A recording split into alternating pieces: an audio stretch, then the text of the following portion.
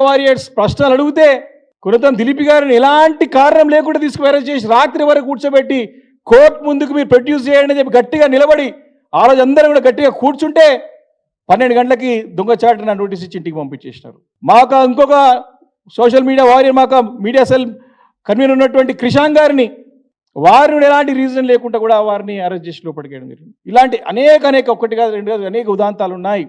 ఈరోజు రేవంత్ రెడ్డి గారు ఆటవిక పాలన, అరాచక పాలనకి తెరలేపినారు. తెలంగాణ రాష్ట్రంలో శాంతియుతంగా ఉన్నటువంటి తెలంగాణ రాష్ట్రంలో ప్రజలు చక్కగా ఉన్నటువంటి రాష్ట్రంలో మరి ఈ ముఖ్యమంత్రి వచ్చిన తర్వాత తమ ఇచ్చినట్టు హామీలు చేయలేము, 6 గ్యారెంటీలు నిలబెట్టుకోలేము, రుణమాఫీ చేయలేము, రైతు బంధు ఇవ్వలేము, అనేక బంగారం ఇవ్వలేము, కళ్యాణ లక్ష్మి కింద అనేక వాగ్దానాలు చేసి ఇయ్యలేక పక్కదో పట్టించడానికి ఇలాంటి ప్రయత్నాలు అనేకనం చేసుకుంటూ వచ్చిన తరుణంలో ఈ యొక్క శాంతి భద్రతల యొక్క విఘాతం కలిగించడానికి కూడా ప్రత్యక్ష కారణం రేవంత్ రెడ్డి గారు అవుతుందని చెప్పి స్పష్టంగా మనం చేస్తున్నాం.